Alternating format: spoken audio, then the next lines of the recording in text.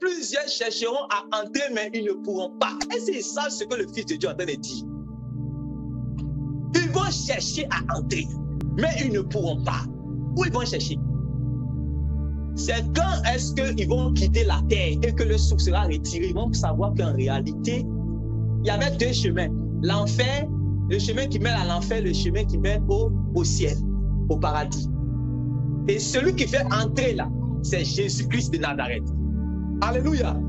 Parce que la Bible dit que Dieu a montré une preuve certaine en le ressuscitant des morts. Alléluia. Parce qu'il a vécu sur la terre sans péché. Il n'a pas eu de fraude dans sa bouche. Il a vécu toutes les tentations sur la terre, mais il n'a jamais été emporté dans le péché. Alléluia. La fraude, la corruption qui était dans le monde, il n'a jamais touché. Il a toujours résisté. Il est toujours sorti vainqueur. Et comme Satan savait qu'il était toujours vainqueur, Satan dit que moi, je vais aller l'affronter. Satan allait l'affronter. Mais Satan a encore échoué lamentablement. Alléluia. Et cet homme saint, et cet homme pur, cet homme qui n'avait jamais péché, alléluia, cet homme-là est allé là à la croix de Golgotha et il s'est fait pécher. Alléluia, afin que nous soyons justifiés. Et il dit que toi qui es dans la pornographie, toi qui es dans la masturbation, toi qui es dans la fraude, toi qui es dans la corruption, toi qui es deuxième bureau, sache qu'en réalité, je suis mort pour toi. J'ai déjà payé le prix pour toi. Place ta foi en moi. Arrête cette fille que tu mènes et place ta foi en moi et tu seras sauvé. Et les hommes préfèrent brandir le titre. Non, moi j'ai diplôme ceci. Moi je suis un théologien ceci. Moi je suis un ministre. Moi j'ai fait cela. Et c'est dans ça qu'ils cherchent à trouver le réconfort. Dernièrement à la télévision, on voyait un ministre. Je ne sais pas si c'est un chargé de ministre, mais quelqu'un qui travaille même à la République. Le voici, un papa responsable avec tous ses sens et tous ses diplômes et tout son argent. Et il a les chauffeurs et il a des gens même qui travaillent pour lui. Mais il s'est caché dans son bureau en train de commettre la masturbation. Les juges qui sont en train qui doivent établir réellement la justice là, on les voit, ces gens sensés, ces gens avec tout le sens, tout le diplôme, on les voit qui sont liés par le péché. Quelqu'un même qui est juge va sortir avec une fille de 13 ans. Dieu est en train de montrer aux hommes qu'ils ont besoin de lui. Mais ils sont en train de lutter et se jouent les dessus. Alléluia. Il veut les sauver. Mais ils disent non, moi je suis ceci, je suis cela, je suis cela. Alors que réellement, il est venu pour sauver les pécheurs, tous ceux qui sont les épis. Venez à moi, vous tous qui êtes fatigués et chargés, et je vous donnerai du repos. Mais ils disent qu'ils ne sont pas fatigués. Ils disent qu'ils ne sont pas chargés. Ils disent que tu es fatigué. Parce que quand tu montres aux gens que réellement tu as tous tes sens, tous tes diplômes, tu es arrivé dans tel coin, tu as tes chauffeurs, tout. Mais dans le bureau, là, moi, je te vois en train de commettre la masturbation. C'est pour cela qu'il dit tu es fatigué. Viens, je vais te délivrer. Mais il dit non, je suis le responsable de ceci. Je suis cela. Je prie dans telle église. Tu es un docteur. Hein?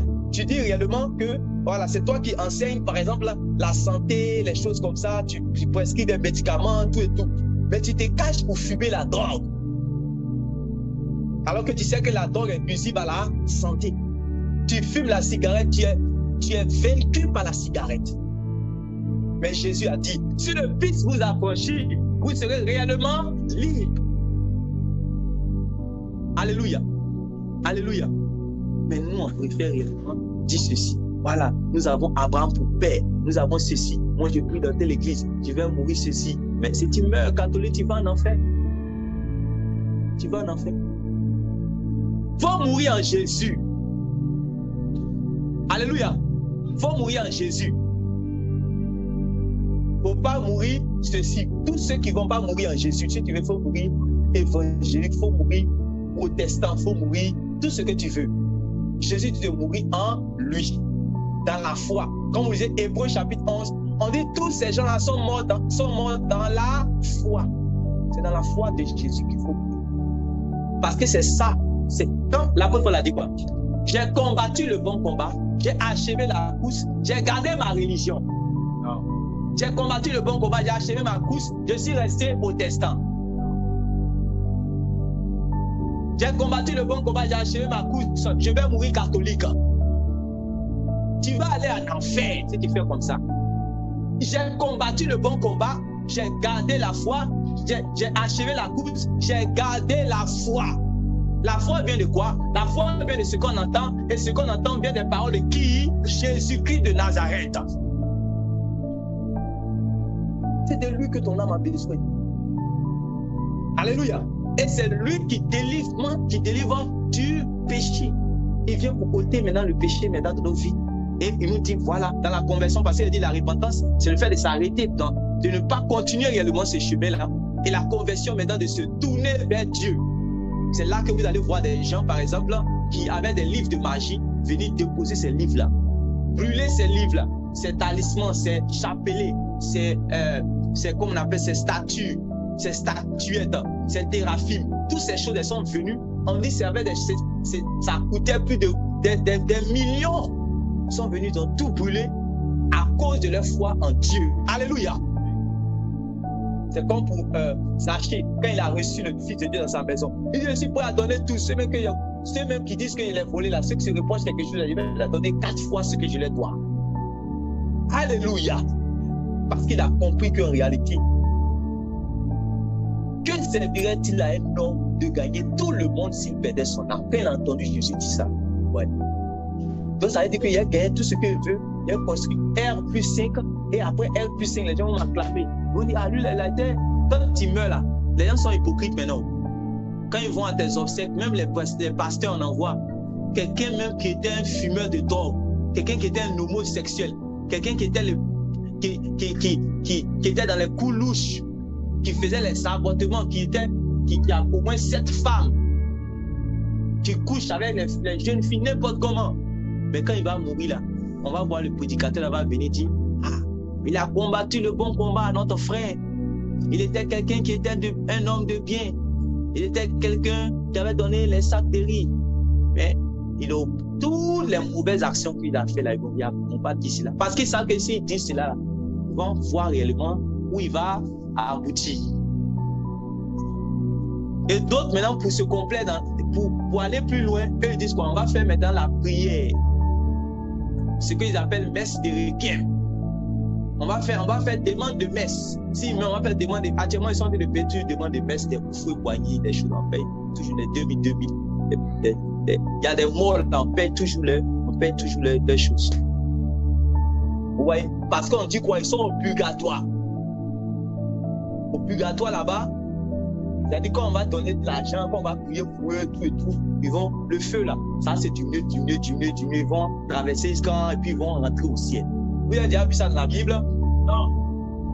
Il est réservé aux hommes de mourir une seule fois, après quoi vient le jugement. Il y a 2 endroits. Quand tu es chez là, soit tu rentres dans le royaume de Dieu, soit tu descends dans l'enfer. Il n'y a pas un endroit où, voilà, les gens vont prier pour moi sur la terre. Jamais. Dans Luc chapitre 19, là, Luc chapitre 16, là, on parlait de Lazare et puis du riche. Amen. Jésus a donné cette histoire-là. Il a dit que cet homme riche-là, regardez, quand les 2 sont morts, on dit l'autre, ils l'ont pris, l'envoyé où? Ils l'ont pris, l'envoyé dans le sein d'Abraham directement. L'autre, quand il est mort, il est descendu où? Dans le lieu de tourment. On n'a pas parlé de purgatoire. Il y a 2 endroits d'abord. Il est arrivé là-bas. Il a commencé à souffrir pour nous montrer que Jésus, ce que Jésus dit, il ne mentait pas. Il a commencé à souffrir jusqu'à ce que même il demande à ce qu'on envoie de l'eau pour qu'il puisse boire. Parce qu'en enfer là, le feu est tellement fort que réellement, une seule goutte, tu as besoin d'une petite goutte seulement pour te soulager. Tu n'as pas besoin d'un verre d'eau. Ils n'ont qu'à te donner juste une petite goutte d'eau pour te soulager. Tellement il n'y a pas d'eau là-bas. Le soleil des 13 heures, quand ça commence à venir, si tu as dit, il fait chaud, tu ne peux pas supporter le culte. Mais le feu de l'enfer, tu ne veux pas échapper à cela. Tu es tout dans la pornographie. Et il était dedans là-bas. Il dit, aie pitié de moi, aie pitié de moi, aie pitié de moi, aie pitié de moi. Après lui, il a commencé à avoir pitié de ses frères qui sont sur la terre. Là-bas, en enfer, toutes tes prières que réellement tu vas faire, tu ne seras pas exaucé. Il y a des gens qui prient, qui vont prier réellement en enfer. mais ils ne seront pas exaucés. C'est pourquoi Jésus dit que efforce-toi d'entrer, car plusieurs vont chercher à entrer, mais ils ne pourront pas. Et ce dernier-là, il voulait entrer. Il dit, ah, Père Abraham, envoie, dis à Lazare, il n'est qu'à envoyer, avertir mes frères qui sont sur la terre, pour ne pas qu'ils puissent aboutir où il est. C'est-à-dire que dans le lieu de tourment. Comment lui sait que ses frères vont aboutir là-bas? Question. Lui, il est dans le lieu de tourment, mais comment lui sait que ses frères vont aboutir là-bas? C'est à cause de la... Amen. À cause de la manière dont ils sont en train de vivre, il sait que c'est là-bas qu'ils vont tomber. Donc Jésus est venu te délivrer de ta manière de vivre. Or, parce que ta manière de vivre te prédestine à l'enfer. Hey Seigneur, les hommes sont durs. C'est ta manière de vivre là. C'est ça qui te prédestine à l'enfer. Tu vis la vie des démons. Tu vis publiquement ou secrètement dans le péché. Et c'est à cause du péché qui est dans ton cœur là que réellement le Seigneur Jésus est venu te délivrer. Mais les hommes ne veulent pas accepter réellement cette délivrance. Alors, il dit, attends, on va les avertir pour ne pas qu'ils puissent tomber dans ce lieu. Alléluia. Ne pas qu'ils puissent tomber dans ce lieu. Et on a dit non, ils ont déjà quoi? Moïse et les prophètes. Amen. Ils ont déjà Moïse et les prophètes. Moïse, c'est-à-dire la loi. La loi, c'est-à-dire la parole. Les prophètes, les prédicateurs de l'évangile. Alléluia. Amen. Leurs pieds sont beaux, mais ils ne ressemblent à rien. Quand ils disent leurs pieds sont beaux, ça veut dire qu'ils annoncent une bonne nouvelle. Alléluia. Mais souvent, ils ne ressemblent à rien. Très souvent, généralement, ils ne ressemblent à rien. Parce que le royaume de Dieu ne vient pas de manière à frapper les regards. Quand on le regarde, on dit, ah, il y a le jeune homme là. Il prie dans la maison. Comment on va écouter son message? C'est quelle affaire de crise où on est dans la maison? Ou bien, ah, il est venu me prêcher, il n'a même pas envoyé, il n'est pas venu avec voiture, comme le dad dit ceci là. Lui, il est venu avec 4x4. C'est à ça que les hommes regardent, c'est à cause qu'ils vont mourir dans leur péché. Parce qu'ils ne sont pas comme des enfants. Ils aiment ce qui frappe les regards. Le Fils de Dieu, lui, il est venu dans le monde là. Il est venu comment? Comment il est né? Comment il est mort? Mais les hommes, ils ne regardent pas. Et c'est tout ce qui frappe les regards là, c'est ça qu'ils cherchent. Quand un homme a besoin de Dieu, la première chose à faire, c'est de chercher à aller après la grande église où les gens sont beaucoup là-bas, ils sont là. C'est là-bas que celui, c'est là-bas, il va aller chercher Dieu. Or, ce n'est pas comme ça. Alléluia. Amen. Dieu là, il se cache. Et il faut des gens réellement qui le cherchent vraiment pour le trouver. Alléluia. C'est pour cela qu'il va mettre sa parole de la vie là, dans des gens que peut-être qui ne ressemblent à rien. C'est pour ça que lui est venu dans le monde. La vie, il n'avait ni beauté ni éclat pour attirer d'eau. Et puis Dieu, il était jeune en âge, 30 ans. 30 ans, et puis c'est les vieillards qui sont assis devant lui là, 30 ans. Vous comprenez cela? Voilà. Donc il y avait beaucoup de choses qui le disqualifiaient. Mais ce qui le qualifiait, c'était la parole qui était dans sa bouche. Alléluia. On dit, celui que Dieu a envoyé, il dit les paroles de Dieu. Si vous croyez ce que je dis, si vous croyez que les œuvres que je fais, ça vient de mon Dieu, alors pourquoi vous êtes incrédule? Pourquoi vous voulez encore que je sois dans le jet privé, alors que je dis les paroles de Dieu pour vous sauver? Pourquoi vous voulez que je sois avec un costume de 1000 €? Écoutez mon message. Mon costume de 1000 € ne va pas vous sauver. Ne regardez pas le climatiseur, il n'y a pas de climatiseur dans la salle. En enfer, il n'y a pas de climatiseur. Le message que je dis, ça vient de Dieu ou pas? Autant de Jean-Baptiste, il avait porté une ceinture de cuir et un vêtement de poil de chameau. Et il ne mangeait pas du riz, il mangeait sauterelle avec un miel sauvage. Tout était sauvage. Mais la parole de Dieu n'était pas sauvage. Amen. Écoute la parole pour ton salut. On dit celui qui est de Dieu, il écoute la parole de Dieu. Mais vous, les hommes sont là, en train de regarder aux choses qui ne vont même pas les aider à entrer dans le royaume de Dieu.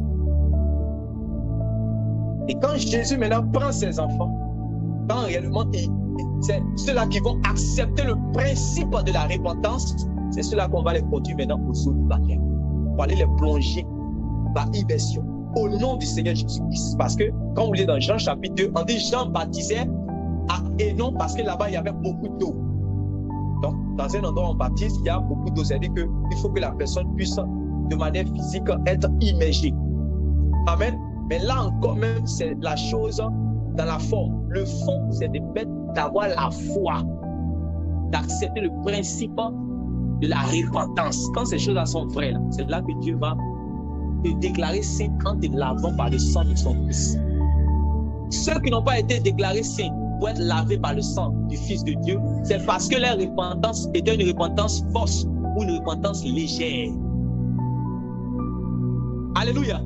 Quand il y a un palabre entre deux personnes, quand quelqu'un ne veut pas reconnaître son tort, il n'y a pas réconciliation. Amen. Les gens font route avec Jésus. Et lui qu'on croit en lui, lui qu'on le suit, lui n'a pas confiance en eux. Donc aujourd'hui, un dimanche, ils sont en train de chanter, Jésus n'a pas confiance. Je me rappelle un témoignage où le Seigneur Jésus est venu visiter, il a pris une dame, il est venu dire, bon alors on va aller visiter les églises là. Quand il arrive devant ici, il dit ça, je ne connais pas, ça c'est l'église de Satan, ça je ne connais pas, ça c'est pas moi, il a dit ça, je ne connais pas. Elle dit, attends, mais ils sont en train de dire ton nom, il dit que, regarde, je vais te montrer. Il dit, elle est en train de prier comme ça, voilà le sang qui est dans leur main, il dit, voilà, ça c'est le péché, frère. Elle dit, ils sont quittés, le péché même, c'est hier. Donc, celle qui avait chanté dans Bicou, là, elle avait dans la pornographie, quand à 5 heures, elle s'est rappelé que, il a dit, dimanche, elle doit se laver vite pour aller chanter. Elle a commencé à chanter, les gens sont tombés en transe là-bas, et dit que c'est l'onction. Pourtant, le diacre là, qui est marié là, elles sont élus en cachette. Tout cela, ils vont finir. Ils vont venir, Matthieu chapitre 7, verset 21. N'est-ce pas nous qui avons chanté en ton nom? N'est-ce pas nous qui avons prophétisé en ton nom? N'est-ce pas nous qui avons fait beaucoup de miracles en ton nom? Oui, vous avez fait ça en mon nom. Mais je ne vous ai jamais. Retirez-vous de moi, vous tous qui commettez l'iniquité. C'est l'iniquité qu'il est venu détruire dans la vie des hommes. Elle dit non, Jésus, il faut me faire voyager. Jésus, il faut me donner un enfant. Jésus, il faut me donner à manger. Jésus, il faut me donner cela. Il dit, c'est ça là. Moi, mon Père, il va s'occuper de ça. Mais laisse-moi faire ce que je suis venu faire dans ta vie. Laisse-moi enlever le péché d'abord. Rechercher premièrement le royaume de Dieu. Il dit non, je veux voyager. Donc, comme aujourd'hui, c'est l'évangile qui fait bon marché. Même s'il y a un seul évangile, mais aujourd'hui, les prédications qui font bon marché. Moi, le miracle en 48 heures, ou bien le miracle en 24 heures, ceux là qui vont venir, venez avec bonnet rouge, plus de 10 000 francs, écrivez dans la lettre là, la personne que est dans l'enveloppe, la mettez, la personne que vous voulez sa mort là, on va dire tombe meurt, il va mourir.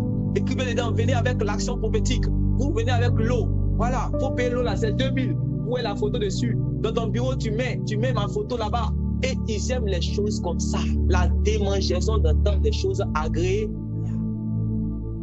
Mais tout ça, c'est parce qu'ils n'ont pas aimé la vérité que réellement ils finissent là-bas. Ceux qui aiment la vérité, qui cherchent Dieu, ne peuvent pas se trouver dans ces endroits. Et non, on cherche miracle, on cherche miracle, on cherche miracle. Et donc, j'ai ton miracle en 48 heures. Toi qui n'arrives pas à enfanter, viens, tu vas enfanter. Toi qui n'arrives pas à voyager, viens, tu vas voyager. Toi qui n'arrives pas à décoller, viens, tu vas décoller. Tes affaires vont marcher. Amen. Tu vas évoluer, tu vas avoir ceci, tu vas évoluer. Tu veux quoi? Tu veux quel miracle? Venez. Arrêtez de souffrir. Et les gens courent pour aller là-bas. Les gens courent pour aller là-bas. Tout ça, c'est le chemin large et spacieux qui mène à la perdition. On dit le diable, là, c'est un ange de lumière. Donc lui, il a des ministres de quoi? De lumière. Alléluia. Ils portent des vêtements de brebis. Mais en dedans, ce sont des loups. Donc ils ont la Bible comme moi. Ils disent Alléluia, Amen. Ils chantent aussi. Ils parlent même en langue. Ils font des prophéties. Ils font même des miracles. Mais au-dedans, ce sont des loups. Parce qu'ils n'ont pas le même discours que moi. Ils n'ont pas la même parole que moi.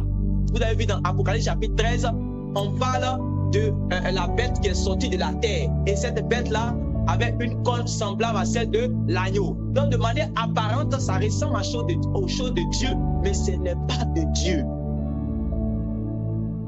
le langage, la parole là, c'est la parole du dragon. On dit la bête là parlait comme étant le dragon. Quand nous on écoute les gens là, malgré qu'ils disent Alléluia, Amen, malgré qu'ils ont la Bible, nous on sait que c'est Satan. C'est qu'ici là, c'est le diable. Parce que tu ne dis pas la même parole que le Seigneur Jésus. Il a dit ceux qui vont aller parler de lui là, ils sont ses témoins. Un témoin, c'est celui qui a vu les choses, qui a entendu les choses. Et celui qui est un envoyé là, c'est ce qu'on lui a envoyé de faire là, et le devoir de dire, ça il va dire. Mais pourquoi les gens ne disent pas ce que Jésus a dit? Quand il a envoyé les gens dans Luc chapitre 9, Luc chapitre 10, il dit, allez, dites, le royaume de Dieu est proche. Répentez-vous. Ils n'ont pas ce discours-là, ils ne peuvent pas dire cela. Parce que si le bouddha vient que tu lui dis, répands-toi, il ne va pas te donner l'argent de son anac.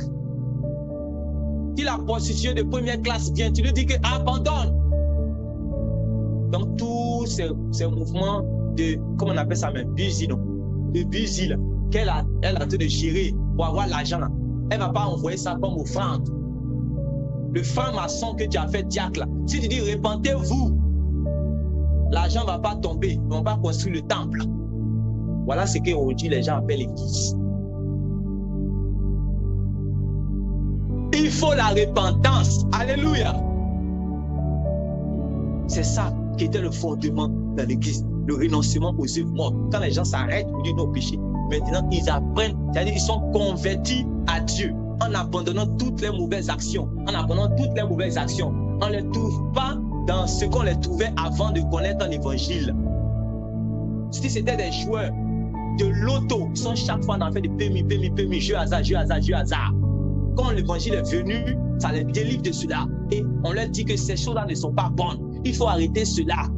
Si un travailleur, il travaille dans un bar, il sait que le travail de bar là, où tu vas, chaque fois tu vois la nudité, tu es dans la musique du monde. C'est ça qui t'amène à pécher. Il faut quitter dedans. C'est ça, la conversion à Dieu. La conversion à Dieu. C'était quelque chose de basique dans l'église. Aujourd'hui, je suis prédicateur. Mon fils spirituel est un franc-maçon patenté. Et puis je suis fier. Je dis, ah, moi là, tous mes fils là, ce sont les ministres du pays, à ceux qui sont mes fils spirituels. Les jeunes filles qu'on connaît dans le monde comme étant ceux qu'on dit les géreuses de busy, là, les prostituées là. Tu es fier, tu dis que ce sont mes fils. Les chanteurs profanes du monde qui chantent des paroles, c'est dit blasphématoires. Ils insultent la nudité de nos mamans. Ils insultent la nudité des femmes. Ils disent des paroles perverses. Et c'est cela que les pasteurs là vont dire que oui, c'est mon fils spirituel. C'est mon fils spirituel. C'est terrible. C'est terrible. Imaginez Élie qui dit que c'est Jézabel qui est sa fille spirituelle. Imaginez l'apôtre Paul qui dit la femme qui avait l'esprit de Python, dit c'est sa fille spirituelle. Alléluia. Alléluia. Il faut revenir réellement à Dieu. C'est pour cela que la doctrine du renoncement aux œuvres mortes, c'était quelque chose de fondamental. Si tu n'es pas prêt à accepter cela, c'est que tu n'es pas prêt à suivre le Seigneur Jésus. C'est pour cela que les gens suivaient le Seigneur Jésus. Ils l'ont suivi, il a dit que, vous là, quand j'ai fait miracle, j'ai multiplié le pain, vous avez mangé. Encore, j'ai multiplié, vous avez mangé. Vous avez fait grand tour. Il a pris le bateau, les bateaux quelque part. Ils ont fait grand tour, ils sont partis le trouver là-bas. Jésus dit, tout ce travail-là, vous avez fait là. C'est à cause de pain que vous avez, pain chaud que vous avez mangé là. C'est ça que vous êtes content. Et puis il dit que moi, je suis le véritable pain de vie. Vos pères qui étaient dans le désert là, la manne qu'ils ont mangé là, ils sont morts. Amen. Mais moi, je suis la véritable manne, le véritable pain. Celui qui va me manger va avoir la vie. Maintenant, la question que je vais vous poser pour que vous puissiez comprendre ce que je suis en train de dire bien. Dans le désert là, la manne qui quittait le ciel, ça quittait où? Ça quittait où? Au ciel pour venir. Donc, qui donnait la manne? C'est Dieu. Donc la manne, c'était le pain qui venait aussi de Dieu. Mais Jésus dit, ils ont mangé la manne, mais ils n'ont pas eu la vie.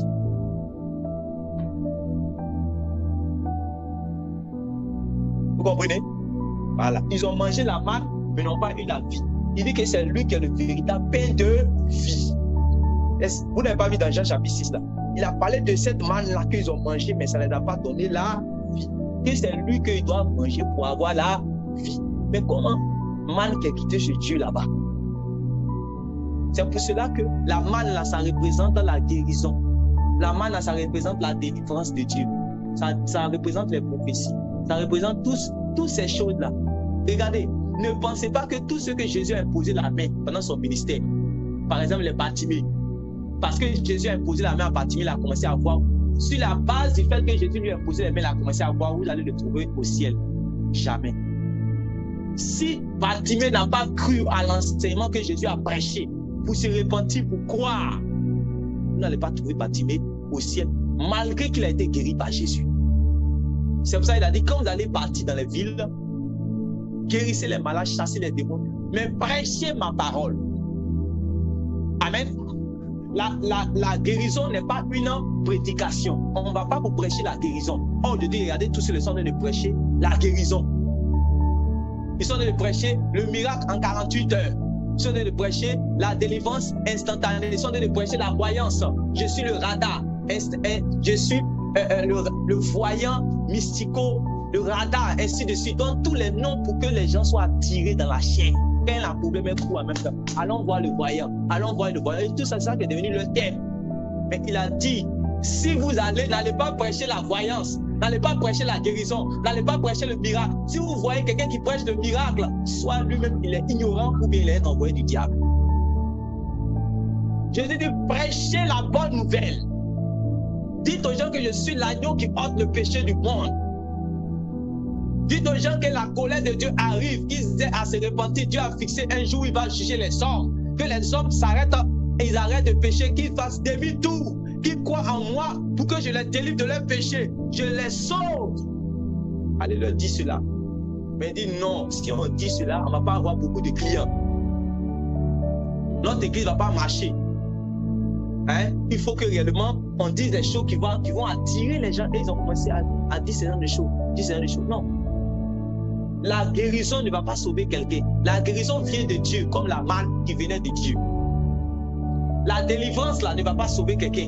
La délivrance vient de Dieu, comme la manne qui venait de Dieu. Mais tu manges ça, si tu n'as pas réellement mangé le pain de vie, tu meurs. Jésus est le pain de vie. Alléluia.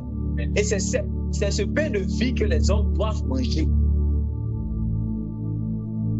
C'est pour cela qu'on a parlé du renoncement aux œuvres mortes. Alléluia. Ne pas vivre comme des gens qui sont dans le monde, parce que nous sommes dans un processus qu'on appelle ça même de transformation. Donc, il faut se convertir. Aussi de sanctification. On s'est converti à Dieu en abandonnant cette manière de vie. On a parlé de la foi en Dieu. Et on a parlé de la doctrine des baptêmes. C'est très important parce que, comme je disais, plusieurs personnes sont rentrées dans les eaux. Mais puisque ce principe-là n'était pas bâti en eux, voilà, ça fait que c'est comme si c'est la natation qu'ils ont fait. En fait, ils ne sont pas baptisés en réalité. C'est-à-dire, ou bien ils sont baptisés en vain. Ils sont baptisés pour aller atterrir à l'enfer. Alléluia. Quand quelqu'un s'est réellement baptisé là, on dit c'est pour le pardon de ses péchés. Et Dieu va lui donner le Saint-Esprit, afin qu'il puisse vivre comme Dieu le demande, comme la loi le demande. Il pourra marcher dans la justice. Il pourra aimer son prochain. Il pourra marcher dans la sainteté. Il pourra marcher dans la sanctification. Il pourra être miséricordieux. Il sera doux. Il sera soumis. Il sera patient. Il sera tempérant. Il aura la bénignité, l'amour du prochain. Il pourra pardonner. Il pourra aimer ses ennemis. Il pourra prier pour ceux qui le persécutent. Vous pensez que l'homme naturel peut faire cela? Jamais de la vie. Il est livré à la mort. Le bien même qu'il connaît qu'il veut faire, il ne peut pas le faire parce qu'il n'a pas le pouvoir de le faire. C'est pour cela qu'il a besoin de Jésus. Sans Jésus, tu vas aimer, tu vas haïr ton ennemi. Sans Jésus, œil pour œil, dent pour dent. Il marche sur mon pied, je vais lui montrer qui je suis, de quelle famille je suis issu. Nous sommes les bêtés. Bêtés, l'espace sont pas là pour partir. Nous, les bêtés, là, on ne peut pas laisser par là. Nous, les adultes, là, en tout cas, notre médicament, là, quelqu'un nous a fait quelque chose là. Nous, les adultes, là, ça l'air. On ne laisse pas pour partir. Ah, nous, les douleurs, là. Nous, les douleurs ici, là. Non. Si nous, on doit avoir tout le marché du quartier, là. Parce que c'est nous, on est des commerçants. Nous, on doit tu n'es pas délivré, si le Seigneur Jésus t'a délivré là, tout ça là, ça va tout dans toi. La parole qu'il va venir aussi t'enseigner va te montrer comment est-ce que maintenant tu dois parler. Tu peux, ceux-mêmes qui vont te faire du mal, tu peux réellement les aimer. Ça, c'est quand l'Esprit de Dieu est venu en toi. Mais l'Esprit de Dieu ne peut pas venir en toi si la repentance n'était pas été prêchée, si le sang de Jésus n'était pas lavé.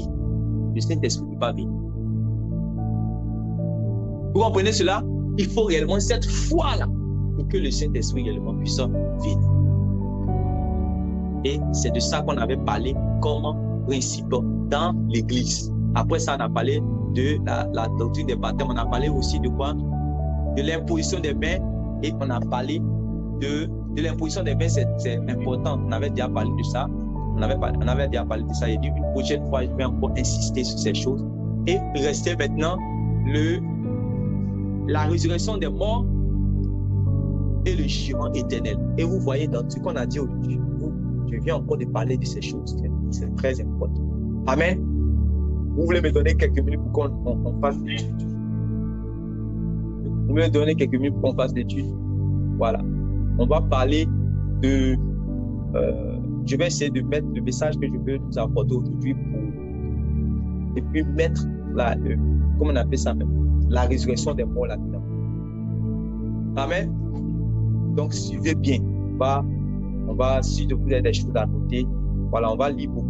C'est très important. Amen. Tu es ici, là. Oublie ton problème. Amen. Amen. Un jour, Jésus est rentré dans la maison de son ami Lazare. Il y avait ses sœurs qui étaient là, Marie et puis Marthe. Jésus partait là-bas souvent pour manger, pour parler de la parole. Et puis Jésus a commencé à parler. Marthe a commencé à se distraire dans la cuisine avant de faire les trucs, remuer les assiettes, pour que Jésus n'ait qu'à savoir qu'elle est en train de faire le travail dans la cuisine. Après, même là, comme Marie assise, elle est en train d'écouter la parole là, elle dit, ah, mais Jésus, mais il y a tout ce que je suis en train de faire là. Au lieu elle n'est qu'à venir faire, elle n'est qu'à venir m'aider, elle est en train d'assister, en train d'écouter la parole de Dieu. Jésus dit, calme-toi. Elle a choisi la bonne. Alléluia. Si tu choisis la bonne part, toi là, Jésus va s'occuper de toi, ta part, va s'occuper de ta vie. Mais si tu es là, que c'est à peine de ta vie, tu veux t'occuper de ta propre vie, alors c'est que c'est pas la peine. Alléluia. Voilà. Donc, lis les deux derniers versets, renoncement, résurrection des morts, puis jugement éternel. Donc, oui.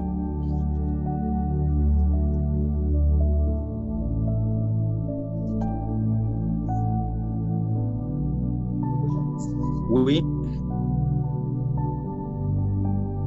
C'est pourquoi, laissant les éléments de la parole de Christ, tendant à ce qui est parfait, sans poser de nouveau le fondement du renoncement féconde, de la foi en Dieu, de la doctrine des baptêmes, de l'imposition des mains, de la résurrection des morts et du jugement éternel. Amen. De la résurrection des morts et du jugement éternel. Je vais essayer de combiner les deux. Mais est-ce que réellement vous êtes disposé à écouter l'enseignement?